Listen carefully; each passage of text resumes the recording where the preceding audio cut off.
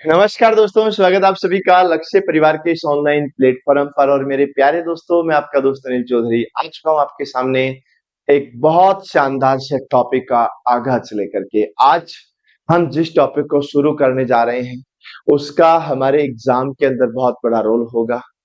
LDC का exam हो या सीटी 10+2 का एग्जाम हो या और कोई भी एग्जाम हो, उसके अंदर हमारे इस टॉपिक का एक बहुत बड़ा रोल होता है।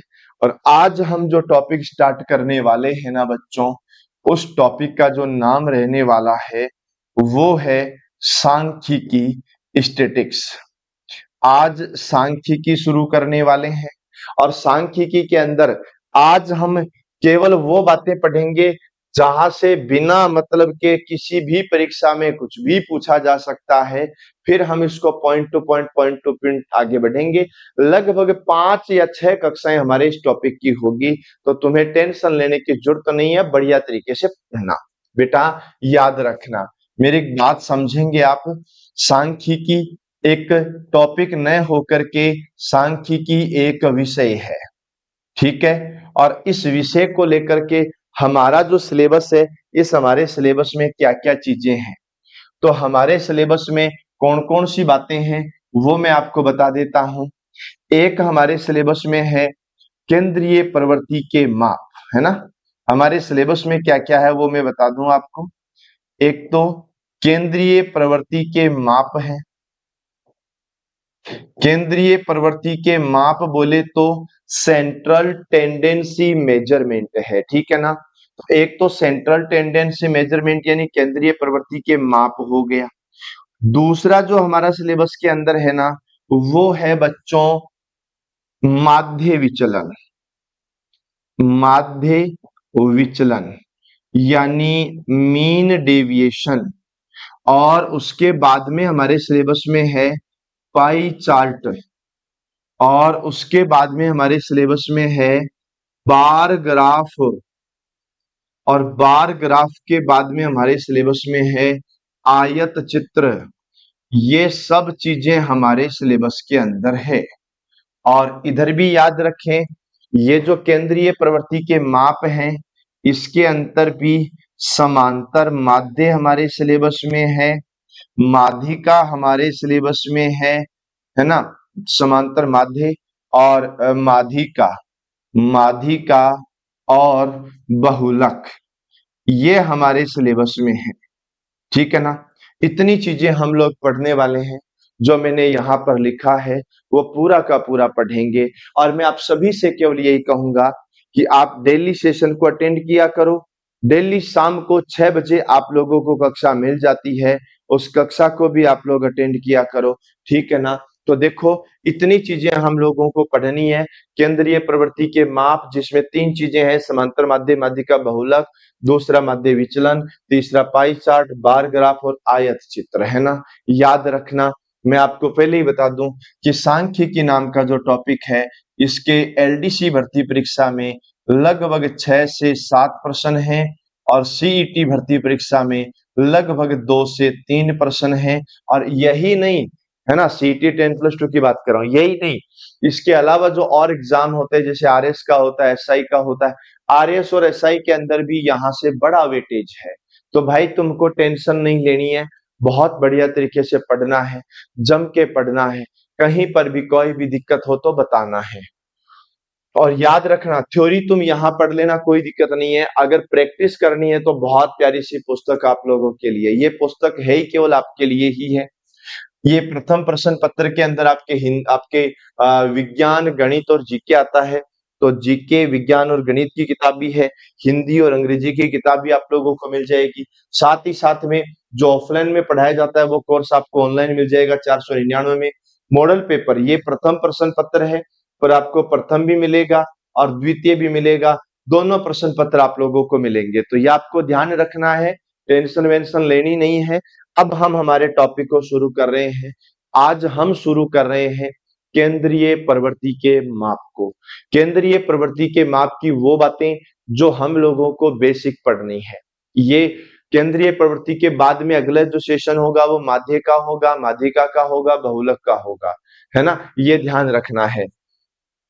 तो हम जो पढ़ रहे हैं ना, उसका नाम है बच्चों केंद्रीय प्रवृत्ति का माप। केंद्रीय प्रवृत्ति के माप। देखो, ध्यान से समझना है। हमारे गणित में केंद्रीय प्रवृत्ति के माप की बात बोले तो सेंट्रल टेंडेंसी मेजरमेंट। जो सेंट्रल टेंडेंसी मेजरमेंट होता है ना बच्चों, ये हमारे यहाँ दो प्रकार का होता है ना। सेंट्रल टेंडेंसी मेजरमेंट की अगर बात करूं तो दो प्रकार का है। दो प्रकार में भी कौन कौन सा है वो जरा ध्यान से सुनो। हमारे सेंट्रल टेंडेंसी मेजरमेंट दो प्रकार का है ना। एक होता है बच्चों गणितीय माप, याद रखना। एक होता है गणितीय माप और दूसरा जो होता है ना, उसको हम बोलते हैं स्थिति माप। तो एक तो होता है सेंट्रल टेंडेंसी मेजरमेंट में गणितीय माप और दूसरा होता है गणितीय, है ना। ये गणितीय माप और स्थिति माप, स्थिति माप, है ना। ये दो प्रकार के होते हैं। एक गणितीय माप हो गया और दूसरा कौन सा हो गया बच्चों, स्थिति माप हो गया। गणितीय माप जो होता है ना, ये ध्यान रखना, यहाँ हर लाइन से क्वेश्चन बनता है। गणितीय माप जो होता है ना, ये गणितीय गणना के आधार पर तय होता है। गणितीय गणना के आधार पर ज्ञात किया जाता है। गणितीय गणना के आधार पर ज्ञात किया जाता है। और ये जो होता है ना स्थिति माप, ये केवल स्थिति के आधार पर होता है। ये जो होता है ना, ये केवल स्थिति के आधार पर होगा, केवल स्थिति के आधार पर होगा। तो दो बातें याद रख लेना, ठीक है ना। केंद्रीय प्रवृत्ति के माप हमारे दो प्रकार के होते हैं, एक गणितीय माप होता है, एक स्थिति माप होता है। अब गणितीय माप के अंदर क्या क्या आता है और स्थिति माप के अंदर क्या क्या आता है, हम पूरी चीज कवर करने वाले हैं। तो मेरे भाइयों, मेरी बात को समझो। जो गणितीय माप होता है ना, इस गणितीय माप में एक तो आता है समांतर माध्य, है ना। एक तो समांतर माध्य आता है, पहली चीज। और दूसरा जो आता है ना, वो आता है बच्चों गुणोत्तर माध्य। एक समांतर माध्य आता है, एक गुणोत्तर माध्य आता है, और एक जो आता है ना, वो आता है हरात्मक माध्य। बस इतना सा याद रखना है, ये आएगा, ठीक है ना। कौन कौन सा आएगा हमारे, एक समांतर माध्य आएगा, एक गुणोत्तर माध्य आएगा, और एक आएगा हरात्मक माध्य। अगर इधर की बात करो ना बच्चों, तो एक यहाँ पर आएगा माध्यिका और एक यहाँ पर आएगा बहुलक। ये आप लोगों को याद रखना है। तो देखो हमने क्या क्या बात की कि केंद्रीय प्रवृत्ति के माप हमारे दो प्रकार के होते हैं। एक हमारा गणितीय माप होता है, एक हमारा स्थिति माप होता है। गणितीय माप गणित की गणनाओं पर आधारित होता है और स्थिति माप जो होता है ना, वो केवल स्थिति पर आधारित होता है। मैं आपको कुछ चीजें और बता देता हूं, याद रखो बच्चों। हम लोगों ने एक नाम पढ़ा था, वो पढ़ा था समांतर माध्य, है ना। और समांतर माध्य के बाद में हम लोगों ने पढ़ा था, वो नाम लिखा था गुणोत्तर माध्य। एक समांतर माध्य हो गया, एक गुणोत्तर माध्य हो गया, एक जो हो गया ना हरात्मक माध्य हो गया। समांतर माध्य, गुणोत्तर माध्य, हरात्मक माध्य। और एक जो नाम आ गया ना बच्चों, उसका नाम आ गया माध्यिका। और एक नाम जो आ गया ना, उसको हमने बोल दिया बहुलक, है ना। तो माध्य, माध्यिका, बहुलक। पर मैं आपको बड़े एक तरीके से बता दूं, ये गुणोत्तर माध्य और हरात्मक माध्य जो होते हैं ना, यह हमारे एग्जाम के अंदर नहीं है।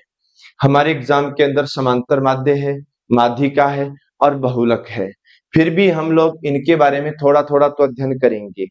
अब आपको एक चीज का ध्यान रखना है, जो भी हम लोग पढ़ रहे हैं ना, इनको डेली लाइफ में कहाँ यूज किया जाता है, दैनिक जीवन में कौन सी जगह काम में लिया जाता है।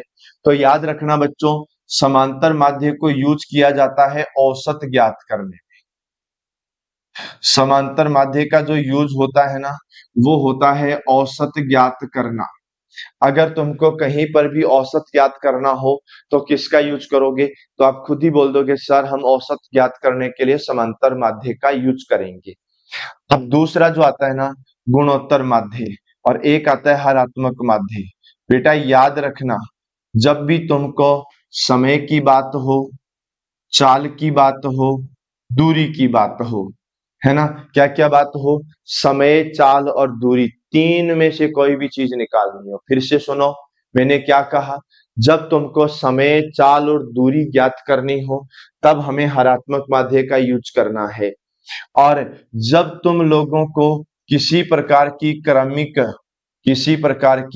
क्रमिक वृद्धि ज्ञात करनी हो, या फिर किसी प्रकार की क्रमिक किसी प्रकार की क्रमिक कमी ज्ञात करनी हो, चाहे तो क्रमिक वृद्धि ज्ञात करनी हो, चाहे क्रमिक कमी ज्ञात करनी हो, वहां हम गुणोत्तर माध्य को यूज करते हैं। जब हमें तुलना करनी हो, जब हमें कहीं पर तुलनात्मक तथ्यों का अध्ययन करना होता है, तथ्यों का अध्ययन करना हो, है ना, तुलनात्मक तथ्यों का अध्ययन करना हो,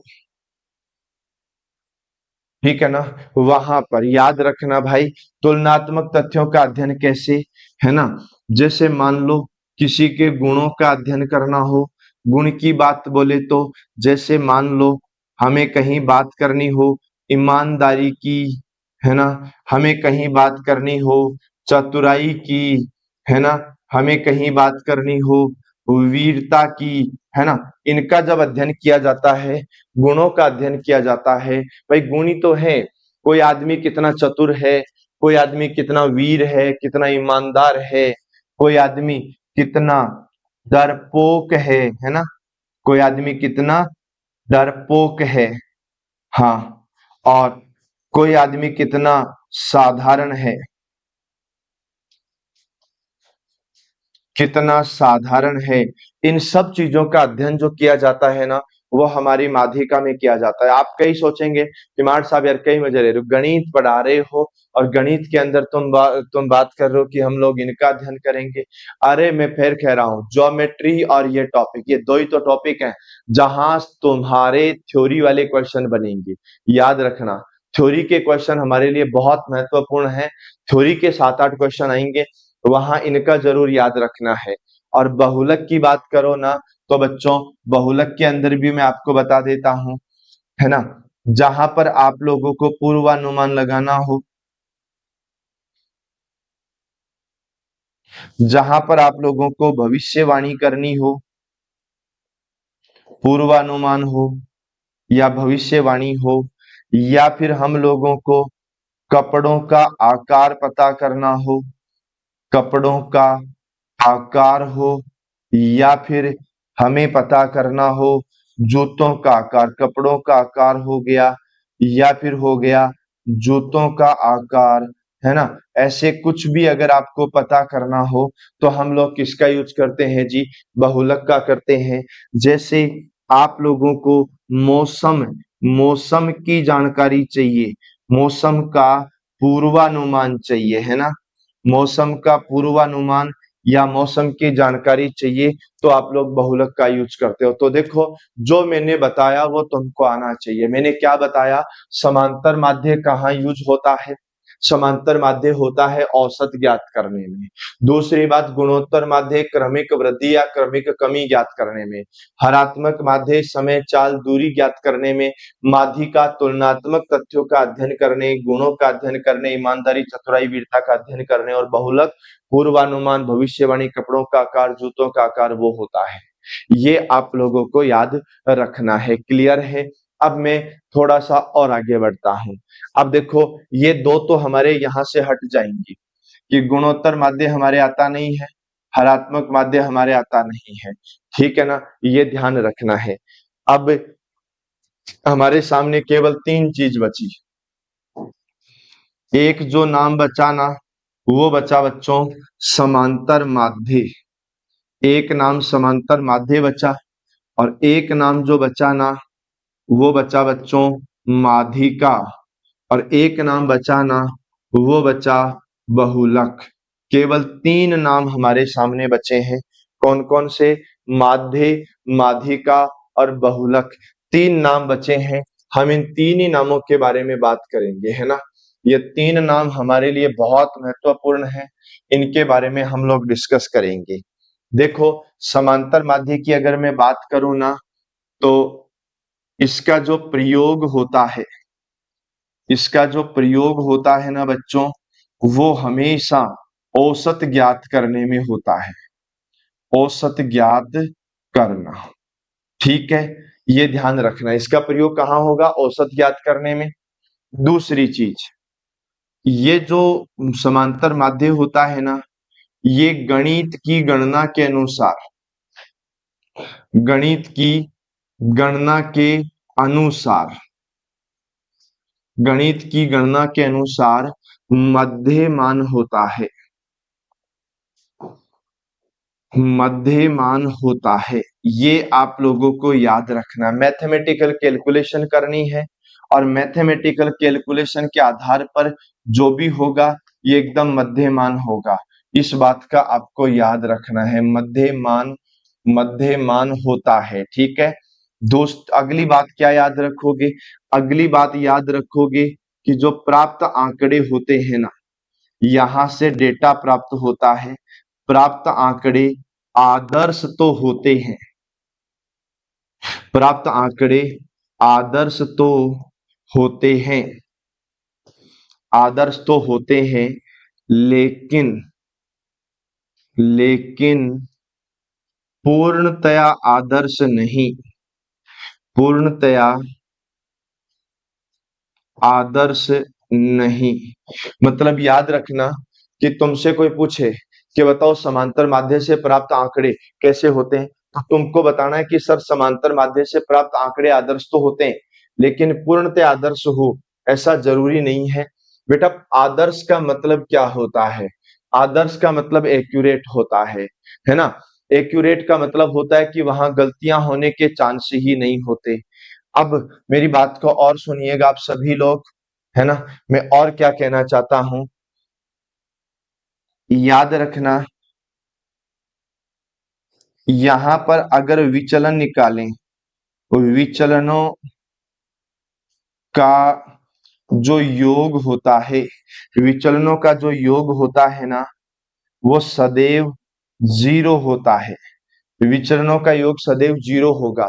अब भाई कोई बोलेंगे सर विचलन क्या होता है, तो मैं बोलूंगा बेटा विचलन का मतलब डेविएशन होता है। डेविएशन क्या होता है वो मैं बताता हूं। जैसे मान लीजिए हमारे पास संख्या 7 है, 8 है, 9 है, 10 है और 11 है। हमने कहा सर बीच वाली जो संख्या है ना, जो सबसे बीच में है, उसको हम समांतर माध्य बोलेंगे। चलो बोल दीजिए, सबसे बीच में वो समांतर माध्य है, तो हमने पहले समांतर माध्य लिखा और समांतर माध्य में से संख्या घटाओ। 9 में से 7 घटाया, 9 में से 8 घटाया, 9 में से 9 घटाया, 9 में से 10 घटाया, 9 में से 11 घटाया। यहाँ 2 बचा, 1 बचा, 0 बचा, -1 बचा, -2 बचा, पर सबको जोड़ोगे तो वापस 0 आएगा। इसको बोलते हैं विचलन, इसको बोलते हैं बच्चों डेविएशन। डेविएशन ही विचलन होता है, विचलन ही डेविएशन होता है। तो तुमको याद रखना है कि विचलनों का जो योग होता है ना, वो सदैव 0 होता है। अगली बात आपको याद रखना है, इनका गणितीय विवेचन, गणितीय व बीजीय विवेचन, गणितीय व बीजीय विवेचन संभव है, गणितीय व बीजीय विवेचन संभव है। अब आप कहोगे सर ये मैथमेटिकल गणितीय विवेचन क्या होता है, तो बेटा ये मैथमेटिकल ऑपरेशन और एल्जेब्रिक ऑपरेशन, यानी आप प्रश्न से उत्तर ले आओगे। देखो ऑपरेशन का मतलब क्या होता है, तुमने 7 के अंदर 5 जोड़े तो 12 आ गया, ये हमारे क्वेश्चन का पार्ट है या आंसर का पार्ट है? 7 में 5 जोड़े तो 12 आया, पर तुम ये भी तो कर सकते हो ना, इसी 12 में से वापस 5 घटाओगे तो 7 आएगा कि नहीं आएगा, या फिर उसी 12 में से 7 घटाओगे तो 5 आएगा कि नहीं आएगा। तो ऐसे प्रश्न से उत्तर निकाल लो और उत्तर से वापस प्रश्न निकालो, प्रश्न से उत्तर और उत्तर से प्रश्न निकालोगे ना, उसको हम गणितीय या बीजीय विवेचन बोलते हैं। ये आपको ध्यान रखना है। और एक पॉइंट और हम याद रखेंगे यहाँ पर, वो ये रखेंगे मेरे भाइयों कि यहाँ चरम मूल्यों यानी लिमिट वैल्यू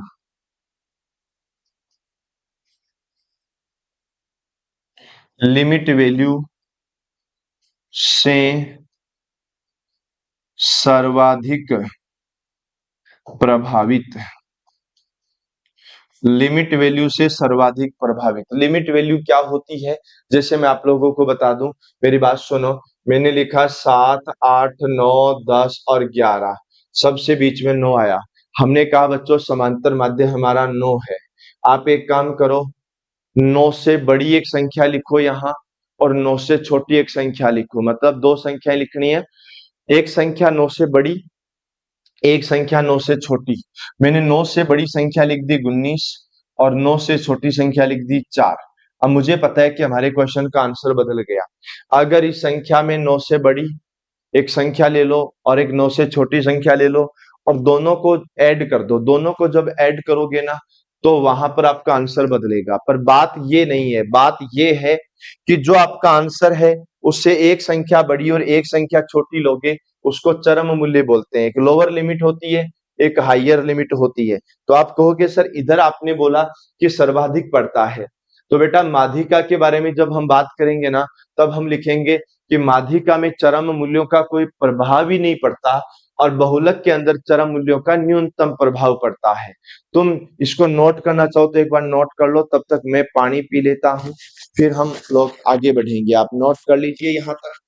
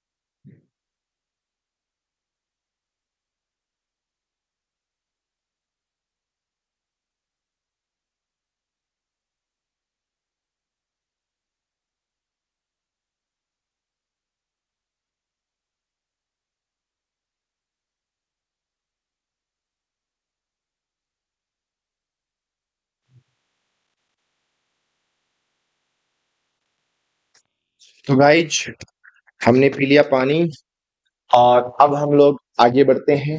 देखिएगा, ये जो बातें हो गई ये हमारे समांतर माध्यम में हो गई। अब हम लोग माध्यिका और बहुलक है ना, उसके अंदर भी बातें कर लेते हैं।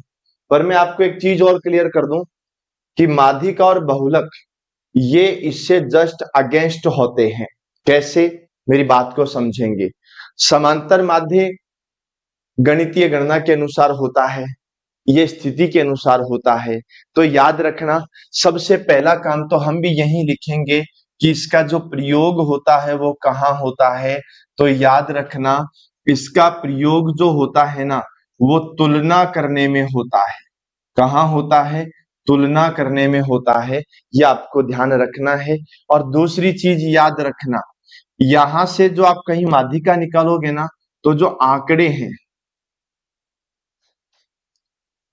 आंकड़ों को या तो आपको आरोही क्रम में लगाना है, आंकड़ों को आरोही या अवरोही में लगाना है।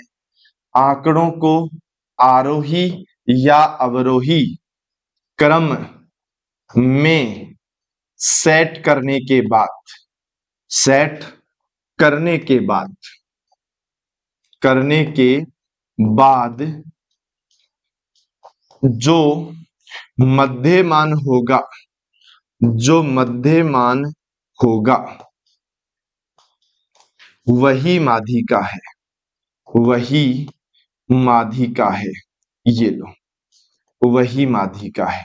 यानी आपको क्या करना है कि जो भी हमको डेटा मिलता है ना, उसको या तो आरोही क्रम के अंदर लगाओ या उस डेटा को आप अवरोही क्रम में लगाओ। आरोही और अवरोही की बात करो तो ऐसे सोच लो, या तो उनको बढ़ते हुए क्रम में लगा दो, पहले 3 फिर 4 फिर 5 फिर 6 फिर 7, है ना।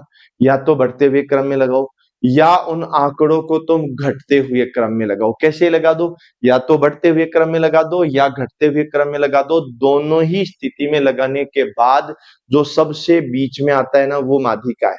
हमें कोई मतलब नहीं है यार यहाँ पर कि कैलकुलेशन क्या होगी क्या नहीं होगी, ठीक है ना। हाँ, यहाँ पर याद रखना।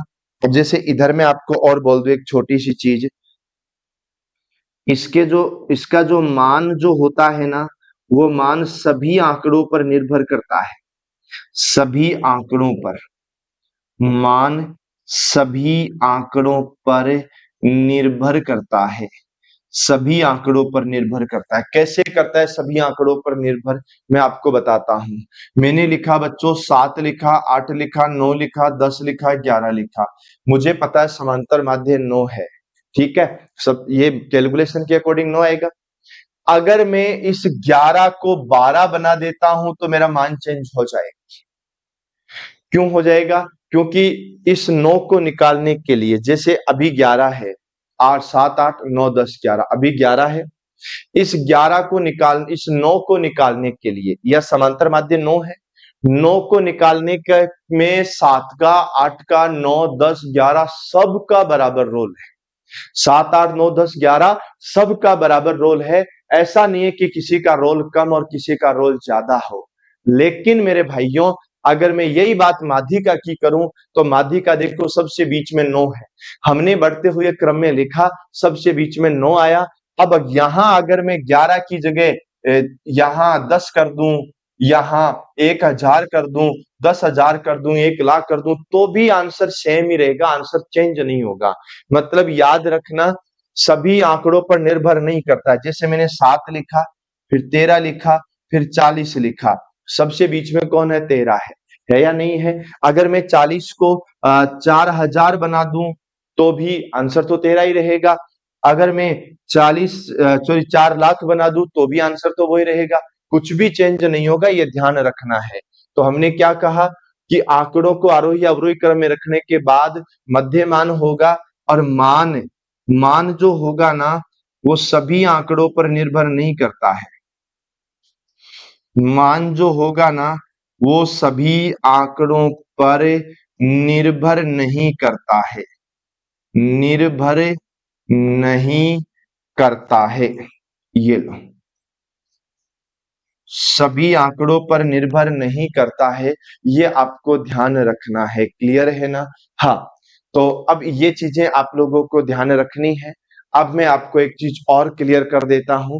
जैसे इधर लिखा प्राप्त आंकड़े आदर्श होते हैं, लेकिन इधर मैं लिखूंगा कि जो प्राप्त आंकड़े होते हैं ना, प्राप्त आंकड़े, यहां पर वही बात है, प्राप्त आंकड़े आदर्श नहीं होते हैं, आदर्श नहीं होते हैं, ये ध्यान रखना है। विचलनों का योग सदैव जीरो होता है, इधर नहीं लिखना है, इधर जीरो कभी हो जाता है कभी नहीं होता है, कुछ भी हो सकता है, छोड़ो। इधर लिखा चरम मूल्यों से सर्वाधिक प्रभावित, यानी याद रखना, यहां पर बात करोगे ना तो चरम मूल्यों से, चरम मूल्यों से अप्रभावित होता है, अप्रभावित होता है, ये ध्यान रखना है। इधर चरम मूल्यों से प्रभावित होता ही नहीं है, मतलब इधर हमने क्या लिखा, चरम मूल्यों से सर्वाधिक प्रभावित होता है, तो इधर हम क्या लिखेंगे, चरम मूल्यों से अप्रभावित होता है, लिमिट वैल्यू का किसी प्रकार का कोई फर्क नहीं पड़ता, ये ध्यान रखना है। इधर लिखा देखो यहां पर, ठीक है, ये हो गया, ठीक है, ओके डन। अब मैं एक चीज और बताता हूं आपको, है ना, ये जो मान होता है ना, इसका जो मान होता है, मान स्थिति पर निर्भर करता है, मान किस पर निर्भर करता है, स्थिति पर निर्भर करता है, ये आप लोगों को ध्यान रखना है, क्लियर है। अब बात करते हैं हम लोग बहुलक की, तो बहुलक के बारे में भी मैं कुछ ऐसी ही बातें करने वाला हूं, है ना। याद रखना, इसका जो प्रयोग होता है बच्चों, ये जो हमारा बहुलक होता है ना, इसका जो प्रयोग होता है, याद रखना, इसका प्रयोग पूर्वानुमान के लिए हो जाता है, पूर्वानुमान के लिए। इसका जो प्रयोग है वो भविष्य के लिए हो जाता है ना। इसका जो प्रयोग है वो कपड़ों का आकार, जूतों का आकार, मौसम, जो हमने पहले पढ़ा वही होता है ना। याद रखना है, ये क्या होता है कि जो घटना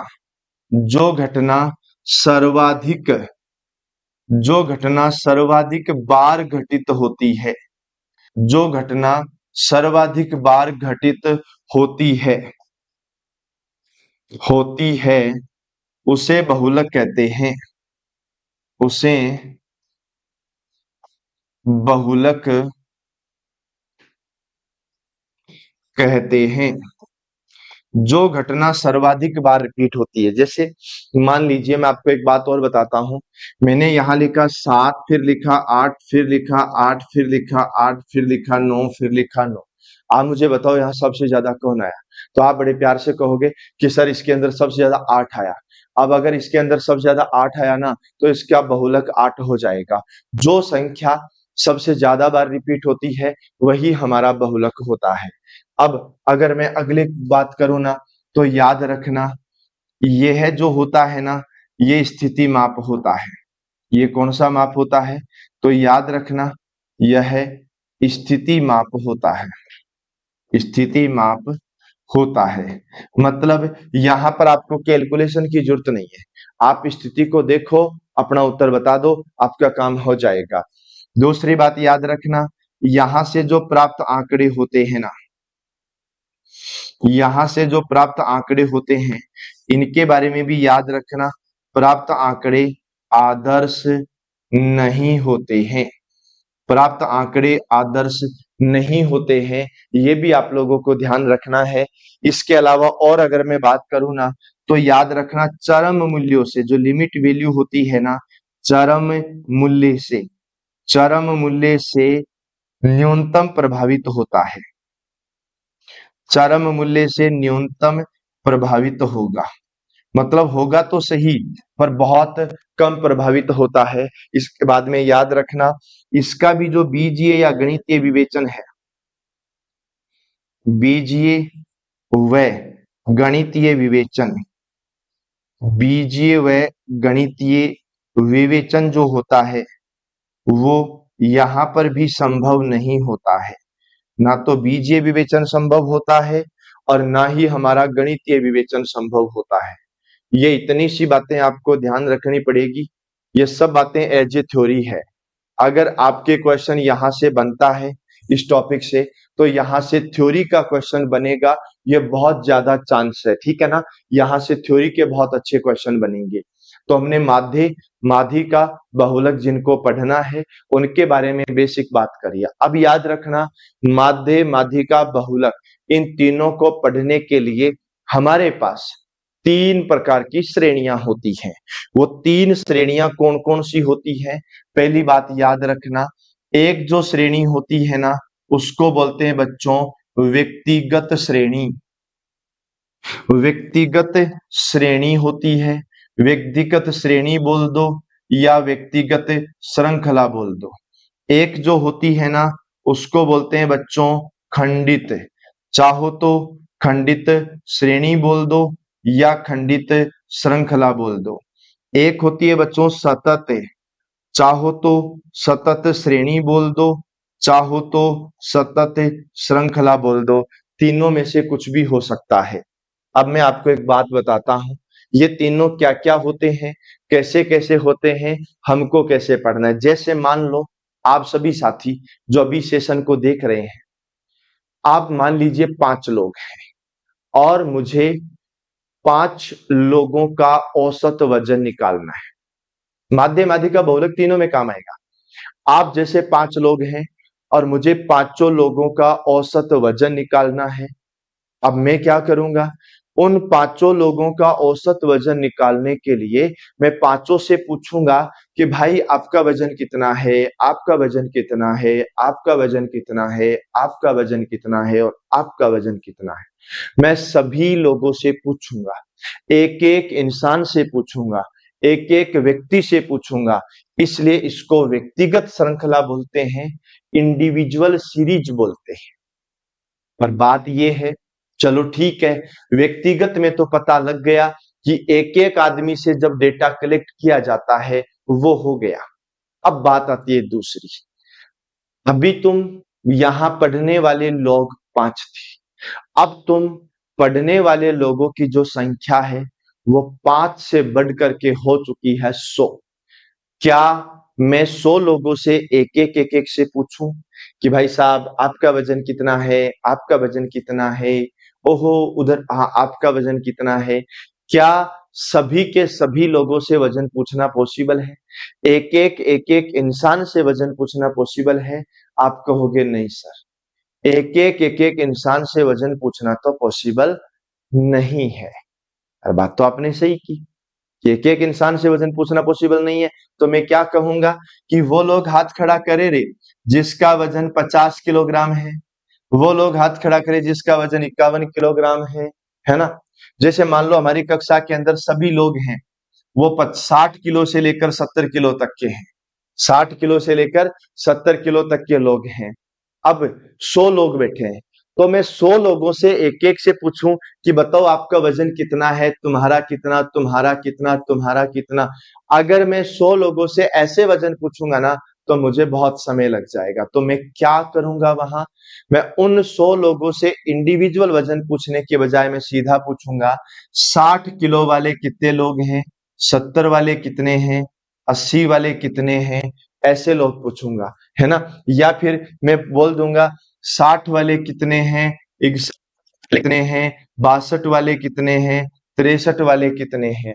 या तुम ऐसे समझ लो कि हम लोगों ने 10 नंबर का एक टेस्ट लिया और 10 नंबर के टेस्ट में मैं जानना चाहता हूं कि तुम्हारे कितने कितने नंबर हैं, मैं एवरेज निकालना चाहता हूं, मैं बीच वाले स्टूडेंट को पता करना चाहता हूं, मैं ये भी चाहता हूं कि सबसे ज्यादा नंबर वाले कौन से स्टूडेंट हैं। तो मैंने क्या किया, मैंने आप लोगों से पूछना शुरू कर, मान लीजिए मैंने आप लोगों से ये पूछना शुरू किया कि वो लोग हाथ खड़ा करें जिनके 1 नंबर है, जिनके 2 नंबर हैं, 3 नंबर हैं, 4 नंबर हैं, ऐसे मैंने पूछना शुरू कर दिया। अब मान लो एक एक 2 नंबर वाले 7 लोग हैं, मान लो 2 नंबर वाले कितने लोग हैं, 7 लोग हैं। तो 7 लोग हाथ खड़ा करेंगे, दो दो दो दो दो दो दो ऐसे करेंगे। इसका मतलब ये जो 2 नंबर है वो बार बार आ रहा है। बार बार आने का मतलब होता है बच्चों खंडित श्रृंखला के अंदर बारंबारता आती है। खंडित श्रृंखला के अंदर क्या प्राप्त होती है हमको, बारंबारता प्राप्त होती है, ठीक है ना, ये ध्यान रखना है। पर एक चीज और सुनो, खंडित श्रृंखला में बारंबारता प्राप्त होती है बच्चों, मान गए। सतत क्या होता है, अभी हमने 10 नंबर का टेस्ट लिया, 100 लोगों से पूछा, तो हमने सबसे पूछ लिया, बताओ तुम्हारे नंबर बताओ। किसी ने कहा 1, किसी ने कहा 2, तो हमने कहा 1-1 वाले, 2-2 वाले, 3-3 वाले, 4-4 वाले, ऐसे पूछे। लेकिन हमारे सामने एक समस्या है, टेस्ट भी हमने 100 लोगों का लिया, और टेस्ट है भी 100 नंबर का। फिर से सुनो, टेस्ट हमने लिया 100 लोगों का और टेस्ट है 100 नंबर का। अब क्या करूं? क्या एक एक इंसान से पूछूं? अब मैं एक एक इंसान से पूछूंगा तो भी 100 लोग बहुत ज्यादा हो जाएगा। एक एक नंबर का पूछूंगा, 1 वाले, 2 वाले, 3 वाले, 4 वाले, तो भी ज्यादा हो जाएगा।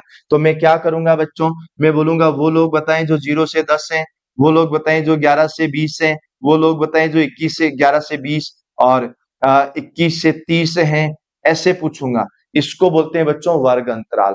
अब मान लो 11 से 20 वाले 7 लोग आ गए, तो मैं क्या कहूंगा कि बार बार रिपीट हो रहा है 7 बार, यानी 11 से 20 वाले 7 लोग हैं, तो 11 से 20 वाला नंबर 7 बार रिपीट हुआ है। इसका मतलब ये होता है कि इसके अंदर बारंबारता प्राप्त होती है, बारंबारता भी, और इसके अंदर वर्ग अंतराल भी प्राप्त होता है, वर्ग अंतराल भी प्राप्त होगा, बारंबारता भी और वर्ग अंतराल भी प्राप्त होता है, दोनों चीजें होती है ना। तो याद रखना, जिसके अंदर बारंबारता है ना, जिसके अंदर बारंबारता भी प्राप्त नहीं होती है और वर्ग अंतराल भी प्राप्त नहीं होता है, जिसमें बारंबारता भी प्राप्त नहीं होती है, वर्ग अंतराल भी प्राप्त नहीं होता है, दोनों ही प्राप्त नहीं होते हैं, वो हमारी व्यक्तिगत श्रृंखला होती है। जिसमें बारंबारता तो प्राप्त होती है, लेकिन मेरे भाइयों वर्ग अंतराल प्राप्त नहीं होता, वो हमारी कौन सी श्रृंखला है? वो हमारी खंडित श्रृंखला है। खंडित बोले तो डिस्क्रीट सीरीज है, जिसमें बारंबारता और वर्ग अंतराल दोनों प्राप्त होता है, वो हमारी कौन सी सीरीज है? कंटिन्यूअस सीरीज यानी सतत श्रेणी है। ये आपको ध्यान रखना है। और मेरे भाइयों, मैं आपको फिर बता देता हूं, कल से हम मतलब अगला सेशन जो होगा उसमें हम लोग शुरू कर देंगे हमारे यहां से, उसमें हम लोग हमारे यहां से शुरू करेंगे। उसका नाम हो जाएगा समांतर माध्य। ये आप लोगों को ध्यान रखना है, और ये जो किताब है इससे आप अच्छी तरीके से प्रैक्टिस कर सकते हो। बाकी बातें अगले सेशन में करेंगे। अगला सेशन समांतर माध्य का होगा। Okay, all the best.